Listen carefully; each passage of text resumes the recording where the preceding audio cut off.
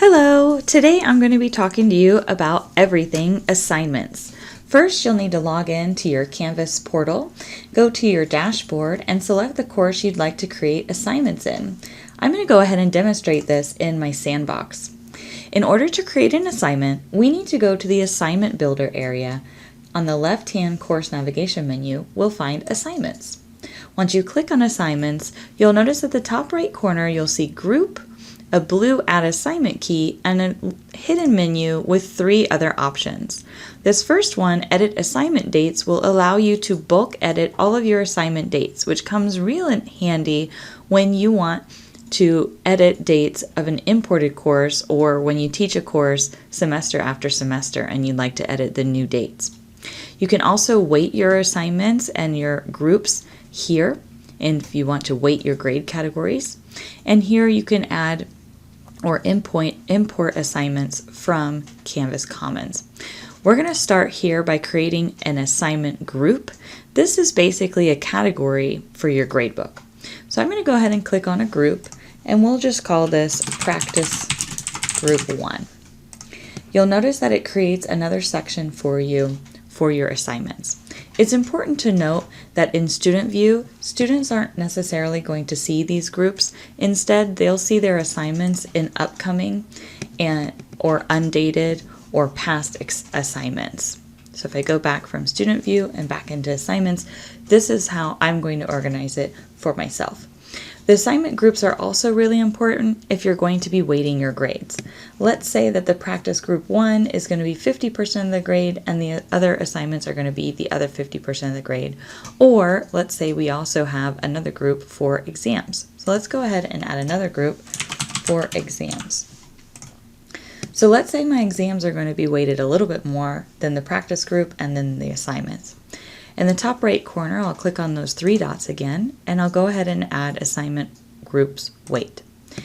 Now, notice that the default for Canvas is to not weight your grades. So if you do not want to weight your grades, don't worry, you don't have to. If you would like to weight your grades, you'll go ahead and check this Weight Final Grade based on assignment groups. Let's say that these assignments are going to be worth 50%, Practice Group 1 assignments are going to be worth 20%, and the exam are going to be worth 30%. It's important to make sure that this adds up to 100%. As you'll notice, Canvas does allow you to go above 100. Now, this does not give students extra credit, it simply just takes everything out of 110%. So do make sure that these add up to 100. We'll go ahead and save. So now I can weight the different assignments in their different groups, and I can add assignments. If I already have assignments made, I can click and drag them to different groups to organize them, or I can make sure that they're in the right place or the right order for myself. Like I said before, another cool trick is the edit assignment dates. As I said, you can also edit these when you import a course. So here, for example, I can change the due date of this assignment, and I can add due dates and things like that for all of them. I can also add available from and an available until dates. Available from means students won't be able to open the assignment until this date has passed, and available until means that that assignment on Canvas will not accept any more submissions. So if you'd like to have a close date or a cutoff date for submissions, you can add an available until. Once you're done editing those assignment dates, you can go ahead and click Save. Now, if you're just going to be creating an assignment, we can close this and go back to our assignments, and we can click this big blue button, Plus Assignment. I'm going to go ahead and click it now. When you create a new assignment, you'll obviously need to give it a name, and you may want to give a lot of details for students. Details here. You can create headings for different sections. You can break up the sections as well with different lines and anything you'd like, using the Rich Text Editor bar. You can even insert your own recorded media if you'd like to explain the assignment with an audio or video presentation. You can add course media, or you can also add YouTube videos and things like that if you'd like them to watch a TED Talk or something before completing the assignment. You can change the points here.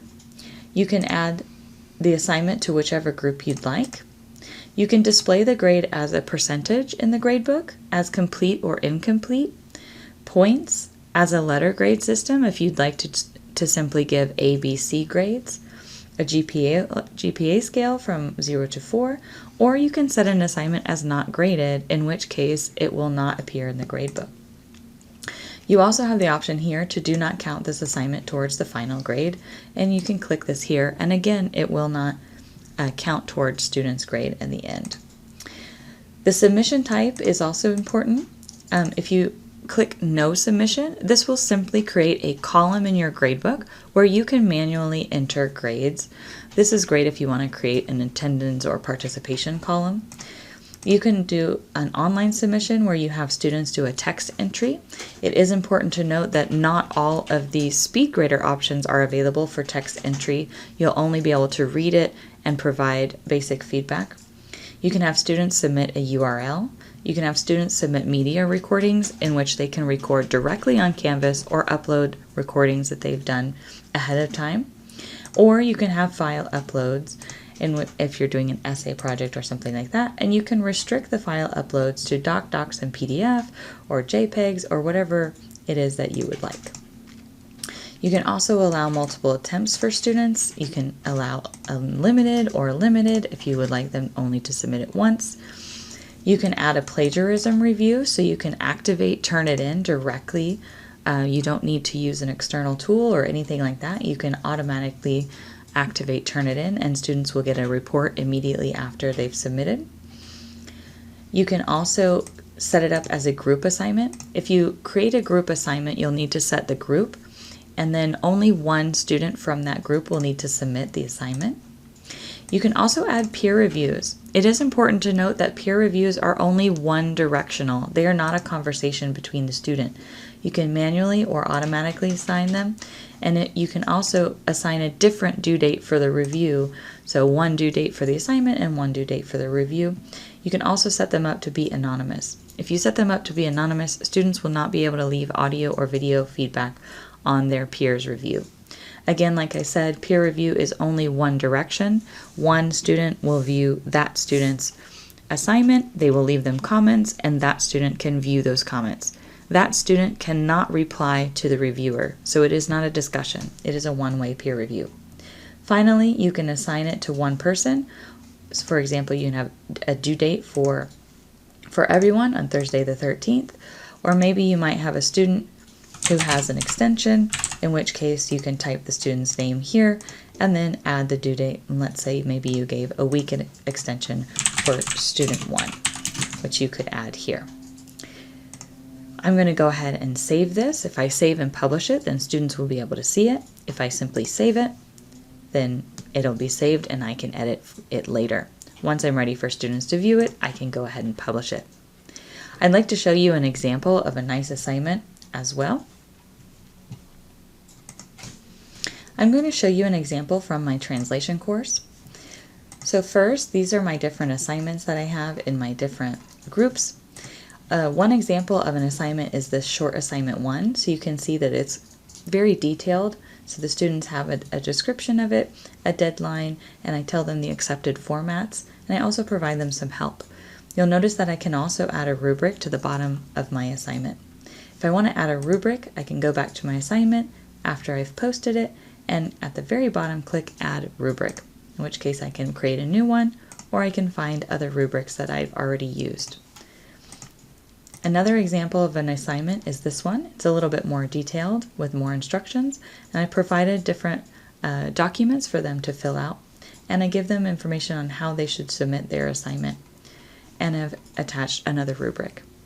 You can also insert documents with previews into your assignments, and you can add different notes and things like that. So as you can see, you can create assignments that are quite simple or complex using the assignments builder area in your Canvas course.